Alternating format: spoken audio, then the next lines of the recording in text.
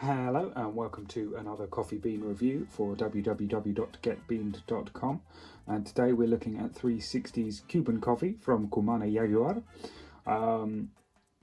And I bought this 200 grams for £4 from my local Sainsbury's, so that's not bad at all.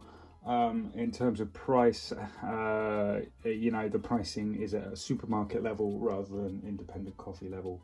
360 are in supermarkets. I do believe they also kind of run an online subscription service and whatnot.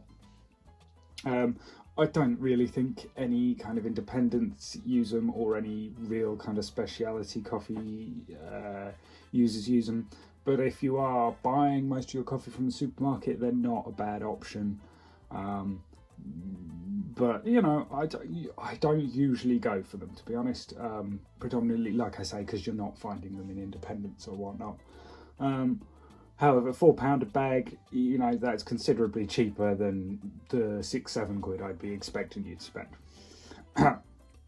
Now, I picked up this bag of coffee specifically because it's Cuban. For a long time, I've been very kind of interested in everything Cuban. I have a slight obsession with the country. I went out there a couple of years ago. I did actually go to the region where this is grown, Cienfuegos.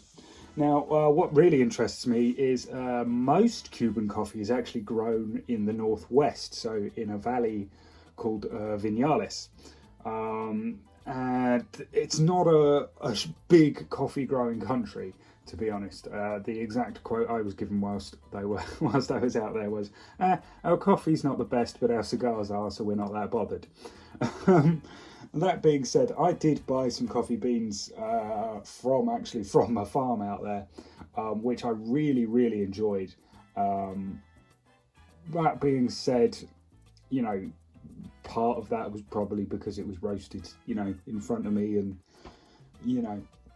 but it had a really kind of strong, dark flavour, really almost kind of charcoaly and burnt. It wasn't a burnt coffee flavour, but there was something kind of strong to it. Now, opening this packet has a similar smell. There's no way it's as dark. But I imagine we're going to get quite a dark, rich, kind of overpowering maybe not, but kind of really dark flavour that when kind of added to milk will just kind of dissipate, I imagine. But we'll give this a go, see how it turns out. Now, one thing I do like about 360 is on their packaging, they give you the kind of longitude and latitude coordinates of where to find where this coffee was grown, which is a kind of really nice thing. Adds to it a little bit. It tells you the strength at the bottom here. So it is, again, it's saying it's a pretty strong coffee. So yeah, we'll give this a go as an espresso and then as a latte, as always, and we'll see how it goes. There is our espresso shot. The crema has dissipated a little bit, but you didn't get a great deal anyway. But what you can see is just how dark that is. Now, I've checked the bag and it doesn't have any kind of tasting notes. So we'll just have to kind of see how this plays out itself. I mean, Cuban coffee tends to be really kind of dark, or tends to be a dark roast, I find. It obviously lends itself to a darker roast. And I think this is the same. It's got that kind of heavy, almost kind of like wet blanket smell when it comes out as an espresso shot. I don't mean that as a negative thing. I think you'll find a lot of kind of that's the best description I can come out with. But if you pour out a darker coffee and give it an initial smell, there's probably better descriptive words for it, but there's a slight kind of a heavy kind of dampness to it. That being said, I was picking up, kind of a creaminess, a butteriness almost as well, which is interesting. Without tasting notes, I don't know what I'm looking for here, but being Cuban coffee, typically, like I say, it'll be darker, but it will either have like a caramelly or a slightly vanilla-y undertones within it. That being said, like I say, most of their coffee comes from the Vinales region, which is northwest of the country, and this is kind of southeast of the country. So although it's another mountainous region, I don't know if we'll be getting exactly the same tone. So let's give it a sip and see what we think.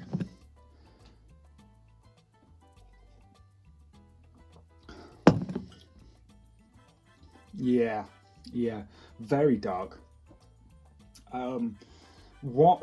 It's very smooth, which is not what I usually would expect. That being said, I expect that's kind of partially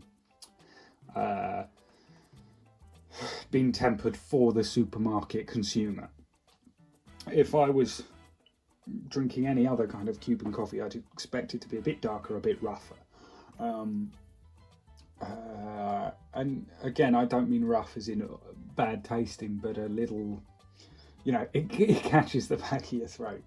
Rather than that, goes down quite smoothly. And it's not a super strong taste, but it's definitely there. There's definitely a real kind of richness to it. That again, I feel has probably been tempered a little.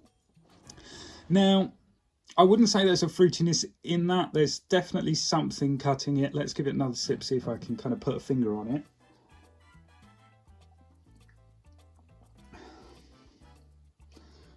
Yeah, maybe I would say that caramelliness is in there. There's a little bit of sweetness, not sugar sweet. I say caramelly because that kind of burnt flavour comes through. So I'm saying burnt sugar rather than burnt coffee. The coffee is not burnt, I must stress that. But there's that kind of richness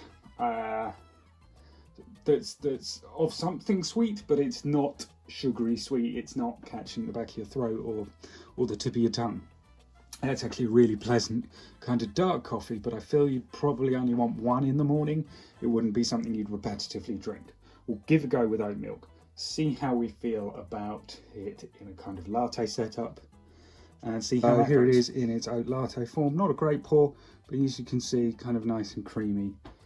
That darkness is kind of completely gone. It's not gone a kind of honey colour, it's gone that kind of, brown. It's not yellowy too much. So we'll give it a go, see what we think of it as a latte.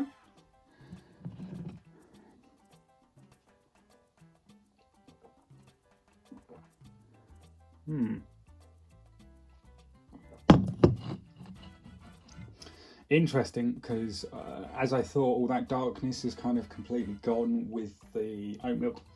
What comes through is a slightly sweeter taste, so it is almost honey-ish. I think probably that kind of caramel undertone basically comes through a bit more, and it becomes that sweeter, lighter drink that that is for those who don't drink a lot of dark coffee. So if you want something sweeter, lighter, this is quite a good coffee to have with milk. Now, traditionally, Cuban coffee is kind of black and quite rough, and then just a ton of brown sugar. So it's a really dark, kind of really heavy espresso shot, and then they just put in either cane sugar or brown sugar, and to sweeten it up. So you don't tend to get that over here for obvious reasons. The palate is different. What we expect from our coffee is different. And I expect, like many countries in South America, or Central America in Cuba's case, well, the Caribbean, let's not get into geopolitics, but the best product is sold, yeah? So their coffee culture comes from not the greatest product. That being said, this is a nice inoffensive kind of drink with the oat milk there.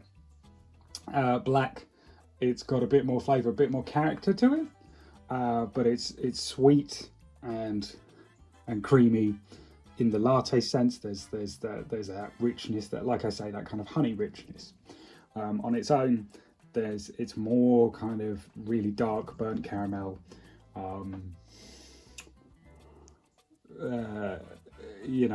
More complex, perhaps. And you lose that with the oat milk, which happens with a lot of coffees. That's not a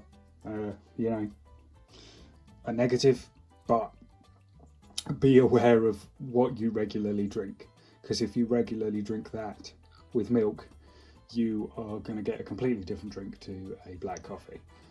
I'm quite pleased with that for just £4. That is not bad going at all. Very nice. And yeah, cheers. Yeah, don't forget to like and subscribe and all that stuff. Thank you very much. Bye bye.